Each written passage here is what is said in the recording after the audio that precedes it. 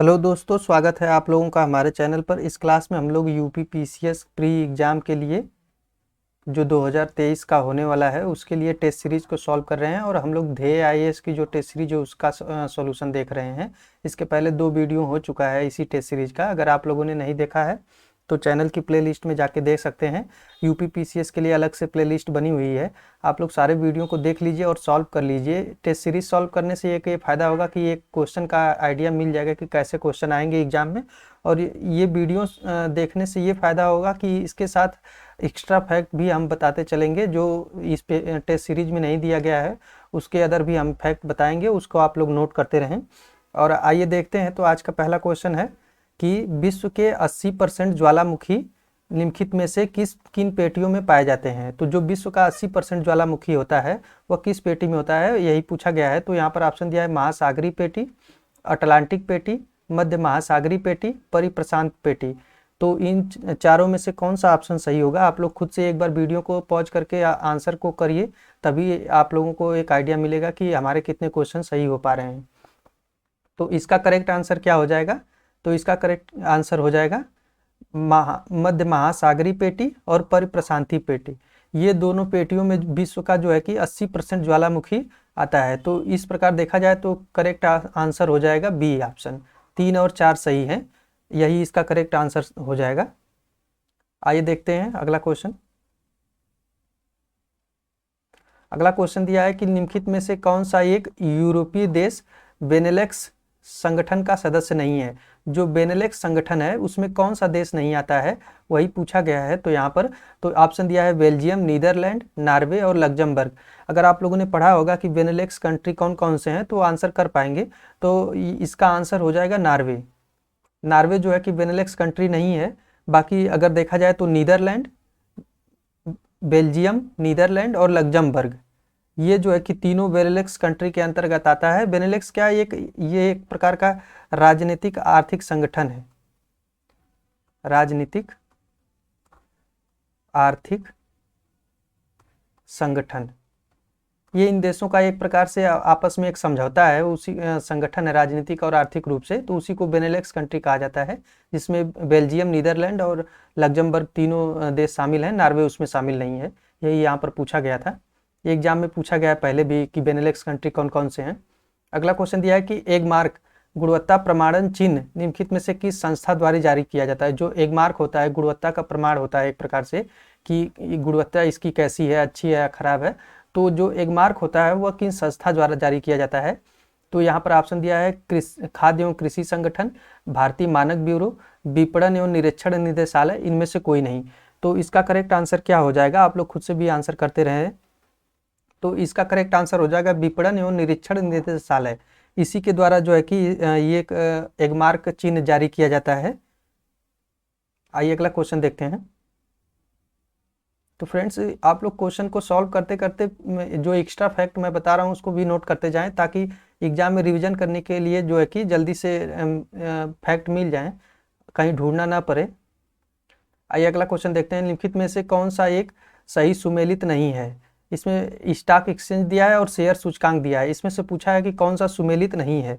तो आइए देखते हैं। जर्मनी का दिया है मिडडेक्स, थाईलैंड का दिया है सेट, यूएसए का टाइएक्स, इंग्लैंड का FTI 100। तो आप लोग देखिए इसका आंसर क्या हो सकता है। तो यूएसए का जो दिया है टाइएक्स, ये गलत दिया है। यूएसए का टाइएक्स नहीं, नासडैक है, नासडाक। नासडाक यूएसए का है। और जो है टाइएक्स कहाँ का शेयर सूचकांक है, तो ये ताइवान का है, ताइवान का। इस प्रकार देखा जाए तो इसका आंसर सी हो जाएगा। बाकी जर्मनी का मिडडेक्स और थाईलैंड का सेट और इंग्लैंड का FTI 100, ये सभी सही हैं। तो इसका करेक्ट आंसर क्या हो जाएगा, सी ऑप्शन हो जाएगा। आइए अगले क्वेश्चन पर चलते हैं फ्रेंड्स। अगला क्वेश्चन दिया है कि निम्नलिखित कथनों पर विचार करें। यहाँ पर दिया है कथन एक दिया है कि मुद्रा अपस्फीति की स्थिति में मुद्रा के मूल्य में वृद्धि होती है तथा वस्तुओं और सेवाओं की कीमतों में गिरावट आती है। और दूसरा कथन दिया है कि मुद्रा अपस्फीति को ही मुद्रा का प्रसार कहते हैं। तो आप लोग इसके बारे में खुद से एक बार सोचिए, देखिए इसका आंसर क्या हो सकता है। यहाँ पर पूछा है कि कौन सा कथन सत्य है। तो यहाँ पर दिया है मुद्रा अपस्फीति की में मुद्रा के मूल्य में वृद्धि होती है। तो ये कथन सही है तथा वस्तुओं और सेवाओं की कीमतों में गिरावट आती है। जब मुद्रा स्फीति होती है मुद्रास्फीति, उसमें वस्तुओं और सेवाओं के मूल्य बढ़ जाते हैं और मुद्रा का मूल्य घट जाता है। तो यही इसकी विपरीत अवस्था है, यानी कि मुद्रा अस्फीति में यानी मंदी की अवस्था में मुद्रा का मूल्य जो है कि बढ़ जाता है और वस्तुओं सेवाओं का मूल्य घट जाता है। तो और यहाँ पर दिया है कि मुद्रा अस्फीति को ही मुद्रा प्रसार कहते हैं, तो ये गलत है। मुद्रा प्रसार जो है कि मुद्रास्फीति को कहते हैं। तो इस प्रकार देखा जाए तो दूसरा कथन गलत हो गया, पहला सही हो गया। तो इसका करेक्ट आंसर क्या हो जाएगा? ए ऑप्शन हो जाएगा। आइए अगले क्वेश्चन पर चलते हैं फ्रेंड। अगला क्वेश्चन देख लेते हैं कौन सा दिया है। अगला क्वेश्चन दिया है कि निम्नलिखित में से कौन सा युग्म सही सुमेलित नहीं है। यानी कि यहाँ पर पूछा गया कि कौन सा सुमेलित नहीं है, और यहाँ पर कुछ देश दिए गए हैं और उसकी राजधानियाँ दी गई हैं। साइप्रस की निकोसिया, तुर्कमेनिस्तान के अशगाबाद, बोत्सवाना का गैबोरन और नामीबिया का विक्टोरिया। तो आप लोग इसका आंसर वीडियो को पॉज करके एक बार खुद से भी दे सकते हैं, देखिए क्या आंसर इसका हो सकता है। तो जो नामीबिया की राजधानी दिया है विक्टोरिया, ये गलत है। तो इसका करेक्ट आंसर जो है कि डी हो जाएगा। नामीबिया की राजधानी है विंडहाक। और जो विक्टोरिया है, विक्टोरिया इसकी राजधानी क्या है? तो विक्टोरिया की राजधानी है, विक्टोरिया जो है कि सेशेल्स की राजधानी, सेशेल्स। तो इस प्रकार देखा जाए साइप्रस की निकोसिया सही है, तुर्कमेनिस्तान के अशगाबाद सही है और बोत्सवाना की गैबोरन। तो ये तीनों ही सही थे, बाकी डी वाला ऑप्शन गलत था। तो इस प्रकार इसका आंसर डी हो जाएगा। आइए देखते हैं अगला क्वेश्चन क्या दिया है। तो फ्रेंड्स, अगर वीडियो पसंद आए तो प्लीज़ चैनल को जरूर सब्सक्राइब करें और वीडियो को लाइक और शेयर कर दें। निम्नलिखित में से कौन सा राज्य जो है कि बांग्लादेश के साथ सीमा साझा नहीं करता है? तो इसमें पूछा गया है कि कौन सा जो कि राज्य है बांग्लादेश के साथ सीमा साझा नहीं करता है। ऑप्शन दिया है असम, मिजोरम, मणिपुर, त्रिपुरा और नागालैंड। तो देखिए इसका आंसर क्या हो सकता है। असम के साथ जो है कि बांग्लादेश के साथ कुल कितने राज्य सीमा साझा करते हैं? तो कुल 5 राज्य हैं जो बांग्लादेश के साथ सीमा साझा करते हैं। तो इनमें से कौन सा राज्य नहीं है? तो इनमें से जो राज्य है वो है मणिपुर और नागालैंड। मणिपुर और नागालैंड दोनों ही राज्य नहीं साझा करते हैं। तो इसका करेक्ट आंसर बी हो जाएगा।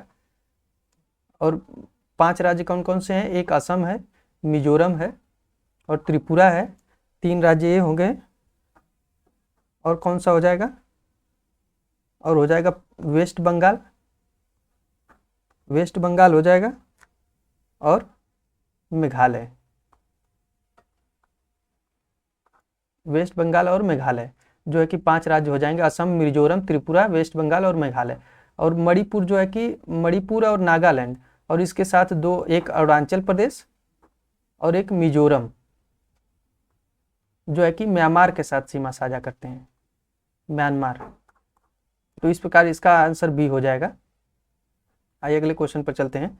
अगला क्वेश्चन दिया है कि प्राकृतिक खेती को बढ़ावा देने हेतु निम्नलिखित में से किस के द्वारा जीवा कार्यक्रम चलाया जा रहा है? यानी प्राकृतिक जो खेती है उसको बढ़ावा देने के लिए किसके द्वारा जीवा कार्यक्रम चलाया जा रहा है?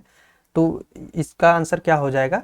तो ये चलाया जा रहा है राष्ट्रीय कृषि एवं ग्रामीण बैंक यानी कि नाबार्ड के द्वारा।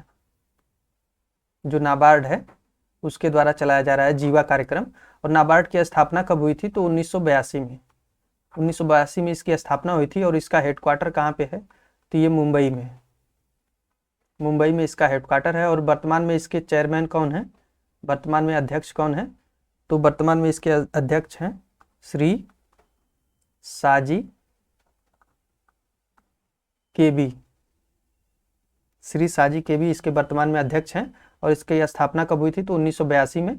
और हेडक्वार्टर इसका मुंबई में है। और नाबार्ड जो है कि जीवा कार्यक्रम चला रहा है, यह कृषि से संबंधित लोन देता है। अगला क्वेश्चन देखते हैं।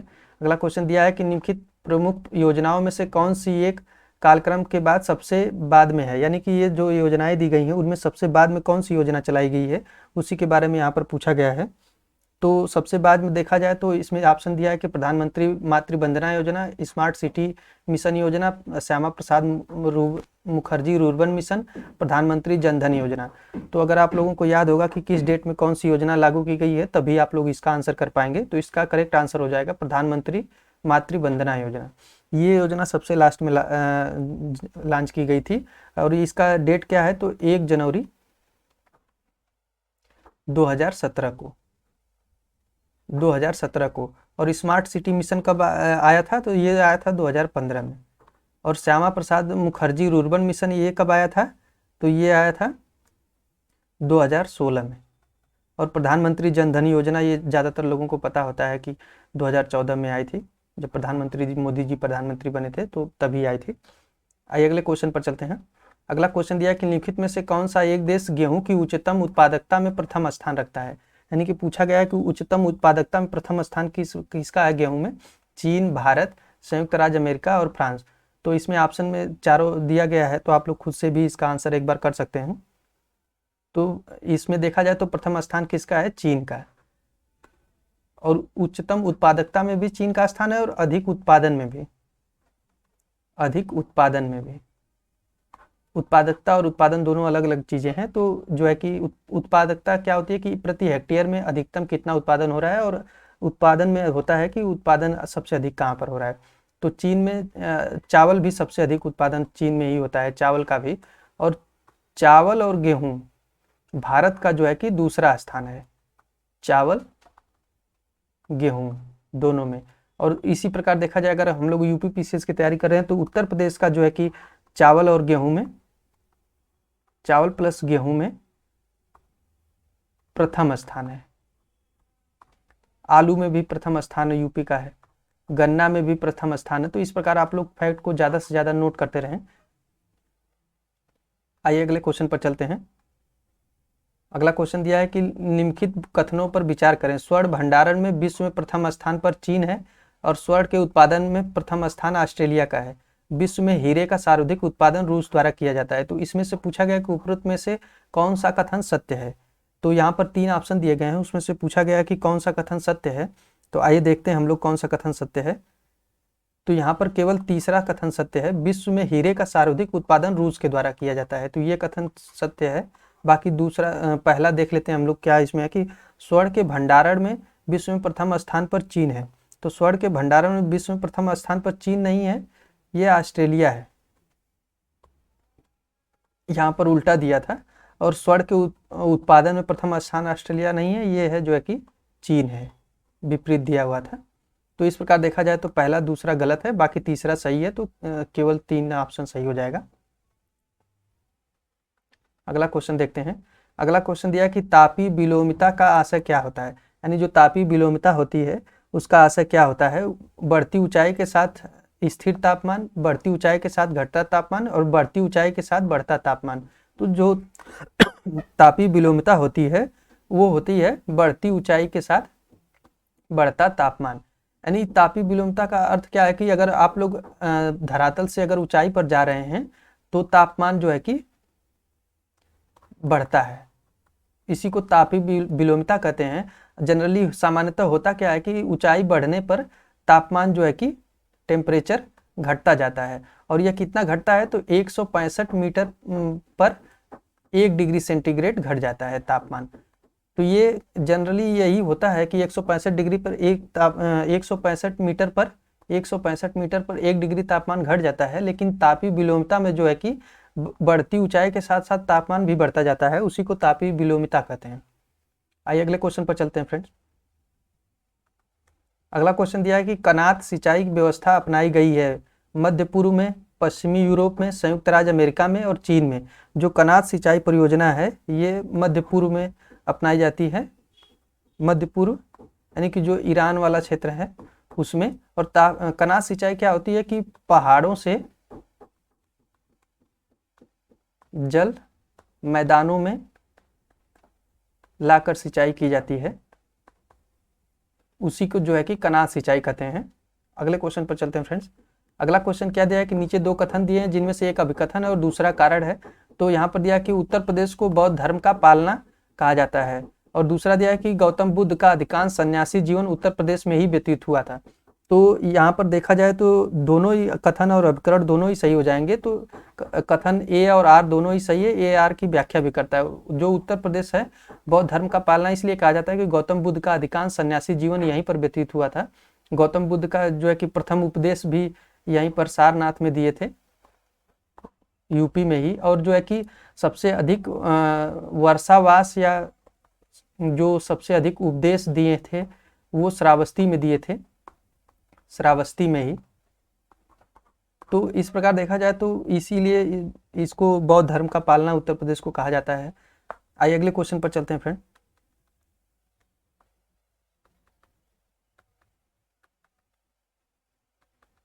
अगला क्वेश्चन दिया है कि उत्तर प्रदेश में कौन सा जिला गोखर पहाड़ पर चट्टानों को काटकर निर्मित 24 तीर्थंकरों की प्रतिमाओं हेतु विख्यात है। यानी कि कौन सा जो जिला है गोखर पहाड़ पर काटकर 24 तीर्थंकरों की प्रतिमाओं का निर्माण किया गया है, तो वह कौन सा जिला है। ऑप्शन दिया है महोबा, श्रावस्ती, चित्रकूट और कौशाम्बी। तो इसका करेक्ट आंसर क्या हो जाएगा, तो महोबा हो जाएगा। महोबा जो है कि जो यहाँ पर जो जैन तीर्थंकर हैं, 24 कुल जैन तीर्थंकर हुए थे। पहले ऋषभ देव थे और महावीर स्वामी जो है, महावीर स्वामी ये 24वें तीर्थंकर थे। और एक पूछा जाता है कि 23वें कौन से थे, ये तो पार्श्वनाथ थे। तो कुल 24 तीर्थंकरों की प्रतिमाओं का निर्माण जो है कि महोबा के जिला में किया गया है। इसीलिए इसको जो है कि गोखर पहाड़ को काटकर यही पूछा गया था यहाँ पर कि वो कौन सा जिला है, महोबा जिला है। आइए अगले क्वेश्चन पर चलते हैं फ्रेंड्स। अगला क्वेश्चन दिया है कि उत्तर प्रदेश में एकमात्र परमाणु संयंत्र नरौरा किस जिले में स्थित है। यानी जो नरौरा परमाणु संयंत्र है वह किस जिले में है। बुलंदशहर, रामपुर, बरेली, बिजनौर। तो ये है बुलंदशहर में। उत्तर प्रदेश का एकमात्र परमाणु संयंत्र नरौरा है जो है कि बुलंदशहर में है। और इसकी कुल 2 इकाइयां हैं, जिसमें से अगर देखा जाए तो पहली जो है कि इकाई कब प्रारंभ की गई थी, तो पहली इकाई 1991 में प्रारंभ की गई थी और दूसरी इकाई 1992 में। तो बुलंदशहर इसका सही आंसर हो जाएगा। अगला क्वेश्चन देखते हैं कौन सा दिया है। अगला क्वेश्चन दिया है कि निम्नलिखित में से कौन सा एक कानपुर में स्थित नहीं है। यानी कि ये कुछ संस्थान दिए गए हैं और उसमें से पूछा गया कि इनमें से कौन सा जो है कि कानपुर में नहीं है। तो इसमें दिया है कि यहाँ पर थोड़ा सा मिट गया है, वस्त्र एवं प्रौद्योगिकी संस्थान, यानी वस्त्र एवं प्रौद्योगिकी संस्थान के बारे में दिया है। और राजकीय चर्म संस्थान और नागरिक उड्डयन प्रशिक्षण केंद्र, उत्तर प्रदेश लघु उद्योग निगम लिमिटेड। तो इस प्रकार देखा जाए जो नागरिक उड्डयन प्रशिक्षण संस्थान है ये कहाँ पर है, तो ये है बमरौली में, बमरौली प्रयागराज में है। तो इस प्रकार देखा जाए तो कानपुर में जो है कि सी ऑप्शन राष्ट्रीय नागरिक उड्डयन प्रशिक्षण केंद्र नहीं है। बाकी जो है कि वस्त्र प्रौद्योगिकी संस्थान, राष्ट्रीय चर्म संस्थान और उत्तर प्रदेश लघु उद्योग निगम लिमिटेड, ये तीनों ही संस्थान कानपुर में है। अगला क्वेश्चन दिया कि निम्नलिखित में से कौन सा कृषि वित्त गैर संस्थागत का स्रोत नहीं है। यानी कि जो कृषि के लिए वित्त का जो फाइनेंस की व्यवस्था है उसमें गैर संस्थागत के बारे में पूछा गया कि स्रोत नहीं है। इसमें ऑप्शन दिया है महाजन, साहूकार, व्यापारी, आढ़तिये और सहकारी समितियां। तो ये जरूर एग्जाम में पूछा जाता है, बहुत बार पूछा गया है कि एक जो वित्त होता है इसमें एक संस्थागत होता है और एक होता है गैर संस्थागत। तो जो गैर संस्थागत में आता है वो कौन कौन सा आता है, तो यही पूछा गया कि इसमें कौन सा गैर संस्थागत नहीं है। तो यहाँ पर सहकारी जो समितियां हैं ये संस्थागत की श्रेणी में आता है। बाकी जो है कि साहूकार, महाजन, आढ़तिये और व्यापारी। और गैर संस्थागत में और कौन आ जाते हैं, तो जमींदार, जो गांव में जमींदारों से लोन ले लेते हैं लोग, वो भी गैर संस्थागत में ही आ जाएगा। और सगे संबंधी मित्रों से जो भी लोग पैसे लेकर, उधार लेकर, कर्ज लेकर काम करते हैं वो भी जो है कि गैर संस्थागत वित्त में आ जाएगा। और संस्थागत में कौन कौन सा आएगा, तो जो सहकारी समितियां हैं, व्यापारिक बैंक हैं, व्यापारिक बैंक हो गया, क्षेत्रीय ग्रामीण बैंक हो गया, क्षेत्रीय ग्रामीण बैंक, और सरकार से जो लोन मिलता है, सरकार से लोन मिलता है, ये सभी जो है कि संस्थागत लोन के अंतर्गत आता है, वित्त के अंतर्गत आता है। और गैर संस्थागत में जो साहूकार, महाजन, आढ़तिये, व्यापारी हैं उसमें आता है। आइए अगले क्वेश्चन पर चलते हैं। अगला क्वेश्चन दिया है कि उत्तर प्रदेश से निम्नलिखित जिलों में से कौन सा एक नगरीय जनसंख्या की दृष्टि से न्यूनतम है। तो श्रावस्ती, कौशाम्बी, संत कबीर नगर और महाराजगंज। जो जनसंख्या से संबंधित भी क्वेश्चन एग्जाम में जरूर पूछे जाते हैं एक दो। तो यहाँ पर पूछा गया कि नगरीय जनसंख्या की दृष्टि से न्यूनतम कौन सा है, तो श्रावस्ती, कौशाम्बी, संत कबीरनगर और महाराजगंज। तो इसका करेक्ट आंसर क्या हो जाएगा? तो इसका करेक्ट आंसर हो जाएगा जो श्रावस्ती है। और सबसे अधिक पूछा जाए जो नगरीय जनसंख्या की दृष्टि से सबसे अधिक कौन सा जिला होगा, तो ये हो जाएगा गाजियाबाद। आइए अगले क्वेश्चन पर चलते हैं फ्रेंड्स। तो फ्रेंड्स, अगर वीडियो पसंद आए तो प्लीज चैनल को जरूर सब्सक्राइब करें। देश में कुल नगरीय जनसंख्या में उत्तर प्रदेश का योगदान 11.79% है और वर्ष 2011 की जनगणना के अनुसार नगरीय जनसंख्या में उत्तर प्रदेश का प्रथम स्थान है। तो उपयुक्त में से पूछा गया कि कौन सा कथन सत्य है। तो यहाँ पर देखा जाए तो देश में कुल नगरीय जनसंख्या में उत्तर प्रदेश का योगदान जो है कि 11.79% है। तो ये कथन बिल्कुल सही है। और दूसरा जो है कि दिया है कि नगरीय जनगणना के अनुसार नगरीय जनसंख्या में उत्तर प्रदेश का पहला स्थान है, तो ये गलत है। उत्तर प्रदेश का दूसरा स्थान है। पहला स्थान किसका है? तो पहला स्थान है महाराष्ट्र का, महाराष्ट्र का है। तो इस प्रकार देखा जाए तो दूसरा कथन गलत हो जाएगा, तो इसमें केवल एक सही हो जाएगा। जैसा कि पता है कि उत्तर प्रदेश जनसंख्या में पहले स्थान पर आता है, जनसंख्या में पहले स्थान पर यूपी है। तो यही जनसंख्या से रिलेटेड क्वेश्चन पूछा गया था। अगला क्वेश्चन देखते हैं, निम्नलिखित कथनों में से कौन सा एक कथन सत्य नहीं है? यानी यहाँ पर पूछा गया कि कौन सा कथन सत्य नहीं है। तो आइए देखते हैं, भारत खंडे संगीत संस्थान उत्तर प्रदेश में संगीत शिक्षा में स्थापित पहला महाविद्यालय था। और दूसरा दिया है कि राजकीय ललित कला अकादमी लखनऊ में स्थित है और पंडित दीनदयाल पशु चिकित्सा विज्ञान विश्वविद्यालय गोरखपुर में स्थित है। तो और चौथा ऑप्शन दिया है सभी कथन सही है। तो आप लोग खुद से भी एक बार आंसर करिए, देखिए कौन सा इसका सही हो सकता है। तो जो पंडित दीनदयाल पशु चिकित्सा विज्ञान महाविद्यालय है, विश्वविद्यालय, ये गोरखपुर में नहीं है, ये मथुरा में है, मथुरा में। तो इस प्रकार देखा जाए तो इसमें सत्य नहीं पूछा था, तो सी ऑप्शन सत्य नहीं है। बाकी भारत खंडे संगीत महाविद्यालय उत्तर प्रदेश में शिक्षा में स्थापित पहला महाविद्यालय था और राजकीय ललित कला अकादमी लखनऊ में स्थित है। तो ये दोनों ही कथन सही हैं, बाकी सी ऑप्शन गलत है, तो यही गलत ही पूछा था इसमें। अगला क्वेश्चन दिया कि बिजनौर जिले में निवास करने वाली निम्नलिखित में से कौन सी जनजाति इस्लाम धर्म का अनुसरण करती है? तो बिजनौर जिले में वह कौन सी जनजाति है जो इस्लाम धर्म का अनुसरण करती है? तो यहाँ पर दिया है बैगा, माहीगीर, खरवार और भोक्सा। तो आप लोग वीडियो को पॉज करके खुद से भी आंसर करिए, देखिए इसका आंसर क्या हो सकता है।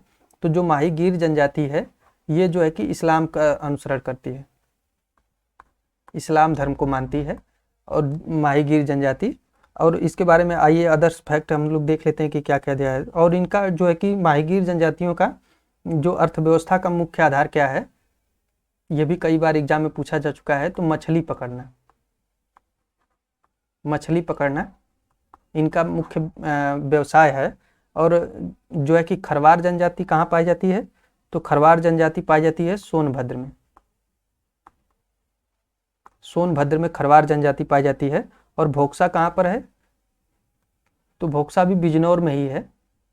तो यहाँ पर बिजनौर की जनजाति नहीं पूछा था, ये पूछा था कि इस्लाम धर्म का अनुसरण करती है, उसके बारे में पूछा गया था और यही यहाँ पर दिया है। और बैगा जनजाति ये भी सोनभद्र में पाई जाती है। जनजातियों से संबंधित भी क्वेश्चन एग्जाम में पूछे गए हैं, तो आप लोग इनको नोट करते रहें। अगला क्वेश्चन दिया है, कुछ मेले दिए गए हैं और आयोजन स्थल दिया गया है। तो उसमें दिया गया है कि कौन सा सही सुमेलित है? तो ध्रुपद मेला वाराणसी, पशु मेला बटेश्वर, सोरो मेला एटा कासगंज। तो आप लोग देखिए कि इसका क्या करेक्ट आंसर हो सकता है। तो जो ध्रुपद मेला है ये वाराणसी में लगता है और पशु मेला बटेश्वर में लगता है और सोरो मेला कासगंज में लगता है। तो ये तीनों ही कथन सही हैं, तो इस प्रकार डी ऑप्शन सही हो जाएगा। और पाल्मा रेशियो संबंधित है पर्यावरण क्षति मापन से, आय विषमता से, बेरोजगारी मापन से, उपरोक्त में से कोई नहीं। तो जो पाल्मा रेशियो है ये आय विषमता से संबंधित है। आय विषमता के बारे में यह बताता है पाल्मा रेशियो। ये इसका एक नियम होता है कि जो ऊपरी 10% जनसंख्या के पास कितनी आय है और निचली 40% जनसंख्या के पास कितनी आय है। तो इसी के बारे में विषमता जो होती है उसी के बारे में पाल्मा रेशियो से संबंधित है, ये एक सिद्धांत है। इसी प्रकार एक गिनी गुणांक है जो गिनी महोदय ने दिया था, गिनी गुणांक, ये भी आय विषमता को ही मापता है। तो ये दोनों ही जो है कि आय विषमता से विषमता के मापक हैं, तो इसी के बारे में यहाँ पर पूछा गया था। अगला क्वेश्चन देखते हैं कौन सा दिया है। अगला क्वेश्चन दिया है कि निम्नलिखित राज्यों में युग्मों में से किस एक में सर्वाधिक एवं न्यूनतम अनुसूचित जाति और जनसंख्या निवास करती है।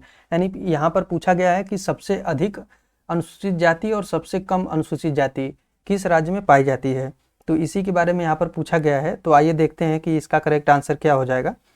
तो सर्वाधिक अनुसूचित जाति जो है कि उत्तर प्रदेश में पाई जाती है, और जो है कि सबसे कम अनुसूचित जाति मिजोरम में पाई जाती है। तो यही यहाँ पर पूछा गया था कि सर्वाधिक और न्यूनतम अनुसूचित जातियाँ कहाँ पर पाई जाती हैं। वाराणसी स्थित वर्तमान में विश्वनाथ मंदिर का निर्माण जो है कि किसने कराया था। जो वाराणसी में स्थित है विश्वनाथ मंदिर, इसका निर्माण किसने कराया था। ऑप्शन दिया है रानी अहिल्याबाई, हरिश्चंद्र ने, रानी सिंधिया ने, काशी नरेश ने। तो इसका करेक्ट आंसर क्या हो जाएगा, तो रानी अहिल्याबाई ने विश्वनाथ मंदिर का निर्माण कराया था। आइए अगले क्वेश्चन पर चलते हैं फ्रेंड्स। तो अगला क्वेश्चन दिया है कि सतत एवं अस्थायी विकास किस प्रकार की अवधारणा से संबंध रखता है। जो सतत एवं अस्थायी विकास होता है, जिसको सस्टेनेबल डेवलपमेंट गोल कहा जाता है, तो जो है कि सस्टेनेबल गोल का डेवलपमेंट कहा जाता है, तो ये नियतिवाद अवधारणा, संभववाद अवधारणा, नवनियतिवाद अवधारणा, तो इनमें से कोई नहीं। तो इसका करेक्ट आंसर क्या हो जाएगा, नवनियतिवाद अवधारणा जो है इसको सतत एवं अस्थायी विकास की अवधारणा के अंतर्गत रखा जाता है।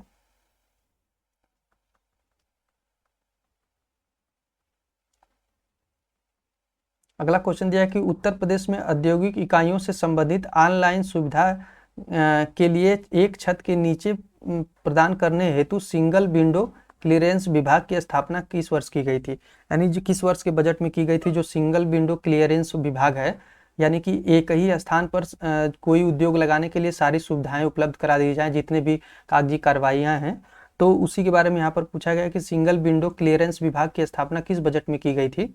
तो ऑप्शन दिया है 2017-18, 18-19, 19-20 और 2016-17। तो इसका करेक्ट आंसर क्या हो जाएगा, तो इसका करेक्ट आंसर हो जाएगा 2018-19। 2018-19 में सिंगल विंडो क्लियरेंस विभाग की स्थापना की गई थी। दिसंबर 2021 में लिखित में से किस देश ने न्यू डेवलपमेंट बैंक के चौथे सदस्य के रूप में सदस्यता ग्रहण की है। यानी जो न्यू डेवलपमेंट बैंक है एनडीबी,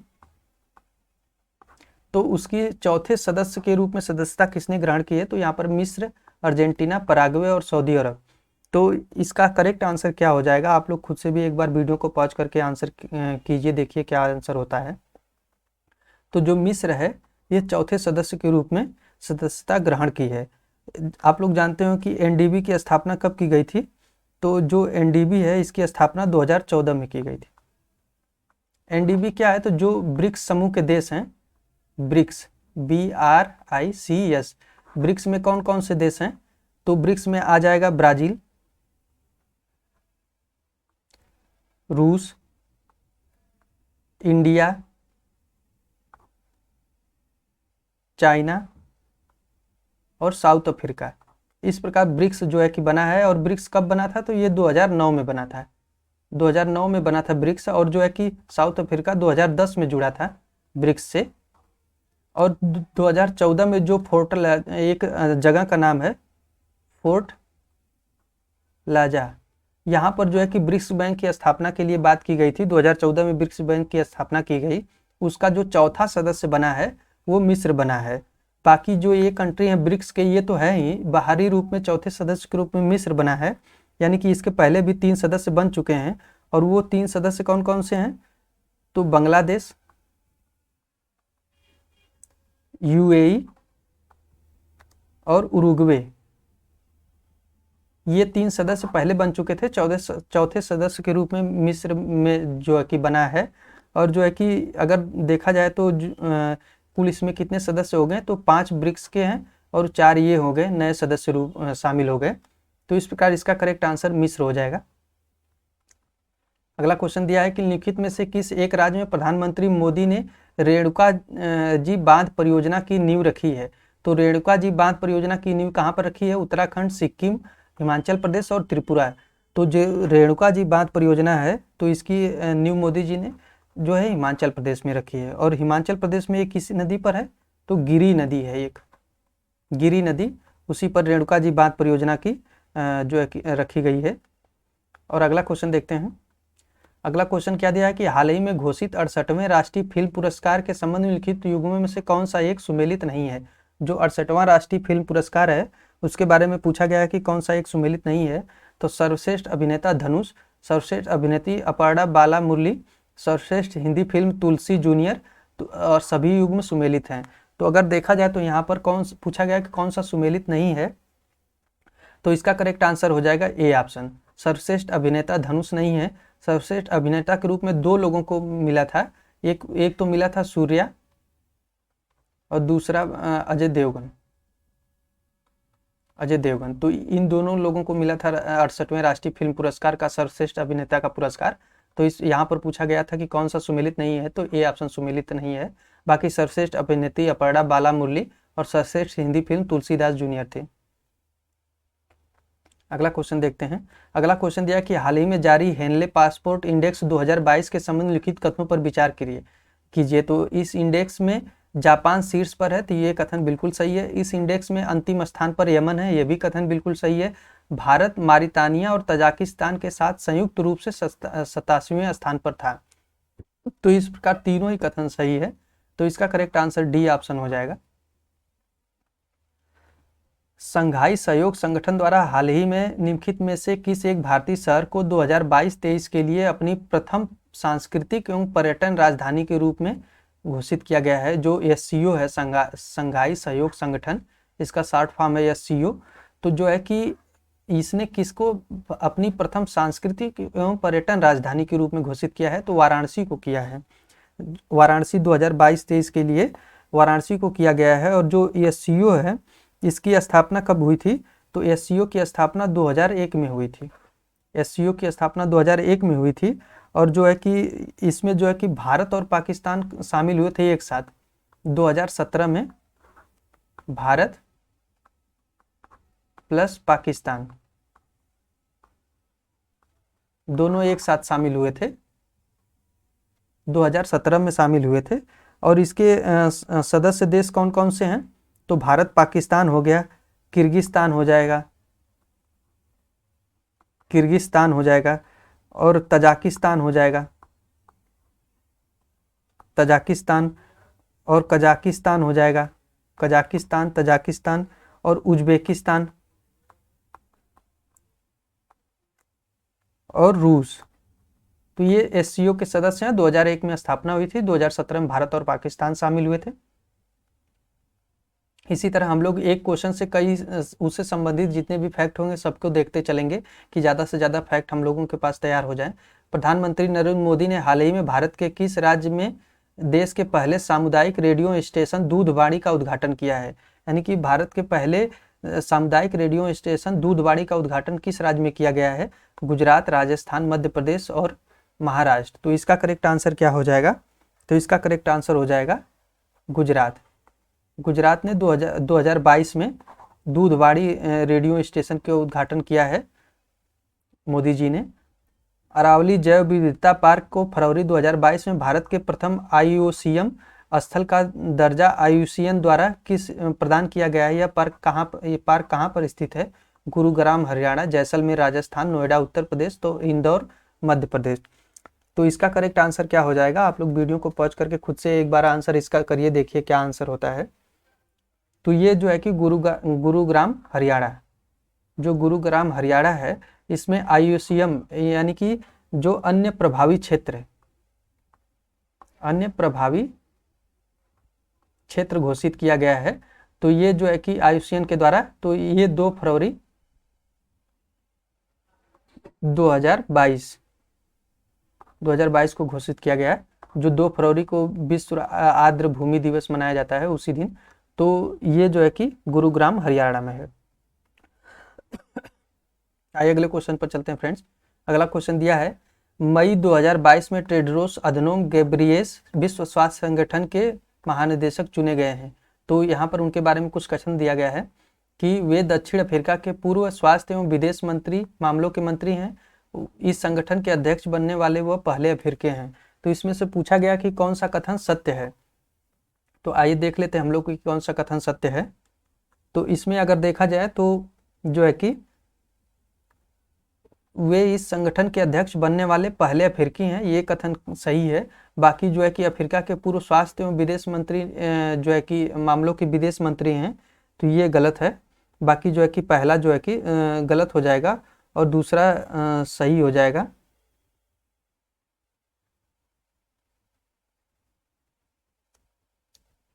ये जो है कि दक्षिण अफ्रीका के पूर्व स्वास्थ्य और विदेश मंत्री मामलों के मंत्री हैं, ये कथन गलत है। बाकी दूसरा सही है, तो इस प्रकार इसका बी ऑप्शन सही हो जाएगा। अगला क्वेश्चन देखते हैं। अगला क्वेश्चन दिया है कि द इकोनॉमिक्स इंटेलिजेंस यूनिट द्वारा कि हाल ही में जारी वर्ष 2022 के विश्व के सबसे योग्य शहरों में की सूची में प्रथम स्थान पर कौन सा है, यानी जो रहने योग्य विश्व के सबसे नंबर 1 शहर हैं वो कौन सा है। तो Vancouver Canada, Geneva Switzerland, Vienna Australia और कोपेनहेगन डेनमार्क। तो इनमें से पहले स्थान पर कौन सा शहर है, तो ये है वियना ऑस्ट्रेलिया। जो वियना है ऑस्ट्रिया का शहर, वो पहले स्थान पर है। और अंतिम स्थान पर कौन सा है, अंतिम स्थान पर कौन सा है, तो यह है तेहरान। तेहरान जो ईरान का शहर है, ईरान का, ये अंतिम स्थान पर है। आइए देख लेते हैं अगला क्वेश्चन क्या दिया है। तो अगला क्वेश्चन दिया है कि युद्धाभ्यास वज्र प्रहार निम्न कथनों पर विचार करते तथा कूट की सहायता से सत्य कथन का चयन करें। तो वज्र प्रहार के बारे में दिया है, इसका आयोजन भारत एवं अमेरिका के मध्य किया गया, तो ये कथन बिल्कुल सही है। और इसका युद्धाभ्यास जो है ये कहाँ पर हुआ है, तो बकलो हिमाचल प्रदेश में संपन्न हुआ, तो दोनों ही कथन सही हो जाएंगे, तो सी ऑप्शन इसका सही हो जाएगा। अगले क्वेश्चन पर चलते हैं फ्रेंड्स। तो फ्रेंड्स, अगर वीडियो पसंद आए तो प्लीज़ चैनल को जरूर सब्सक्राइब करें और वीडियो को लाइक और शेयर कर दें।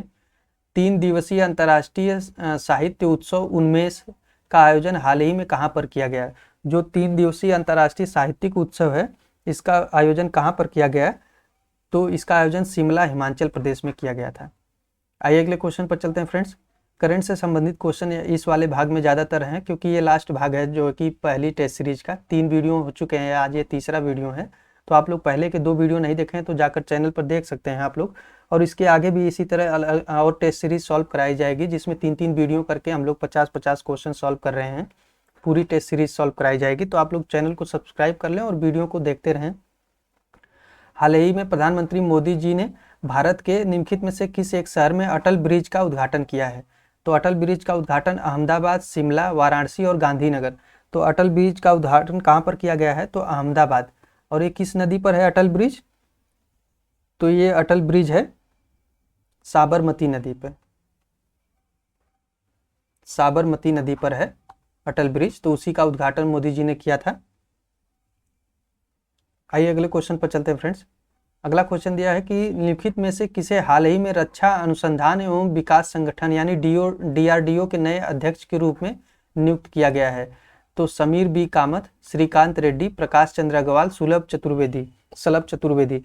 तो इसमें से कौन सा आंसर सही हो जाएगा, तो इसका करेक्ट आंसर हो जाएगा समीर बी कामत DRDO के नए अध्यक्ष बने हैं, DRDO की। और DRDO की स्थापना कब हुई थी, स्थापना हुई थी 1979 में DRDO की।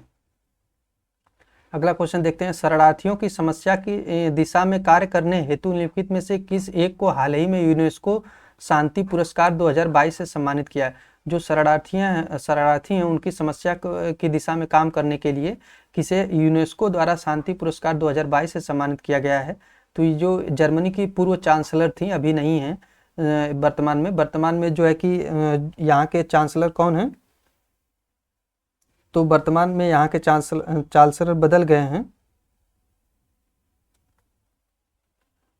ओलाज सेल्फ करके हैं, ओलाज सेल्फ यहाँ के चांसलर हैं। और एंजेला मार्केल जो है कि पहली चांसलर थी, तो इन्हीं को यूनेस्को शांति पुरस्कार 2022 से सम्मानित किया गया है।